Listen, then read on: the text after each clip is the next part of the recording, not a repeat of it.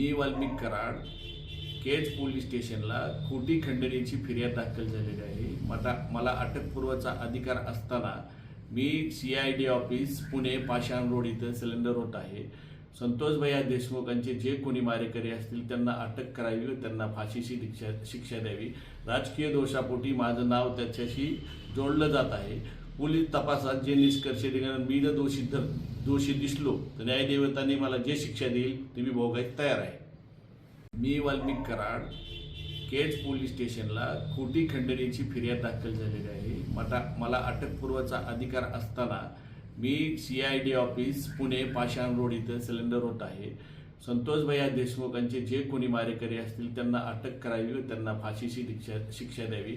राजकीय दोषापोटी माझं नाव त्याच्याशी जोडलं जात आहे।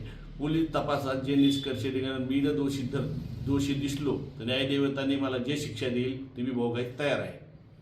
मी वाल्मिक कराड केज पोलीस स्टेशनला खोटी खंडणीची फिर्याद दाखल झालेली आहे। मला अटकपूर्वचा अधिकार असताना मी CID ऑफिस पुणे पाषाण रोड इथं सिलेंडर होत आहे।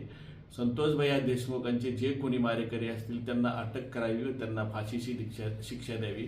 राजकीय दोषापोटी माझं नाव त्याच्याशी जोडलं जात आहे। पोलीस तपासात जे निष्कर्ष निघाले मी जर दोषी दिसलो तर न्यायदेवतांनी मला जे शिक्षा देईल ती मी भोगायला तयार आहे। मी वाल्मिक कराड केज पोलीस स्टेशनला खोटी खंडणीची फिर्याद दाखल झालेली आहे। मला अटकपूर्वचा अधिकार असताना मी CID ऑफिस पुणे पाषाण रोड इथं सिलेंडर होत आहे। संतोष भैया देशमुखांचे जे कोणी मारेकरी असतील त्यांना अटक करावी व त्यांना फाशीची शिक्षा द्यावी।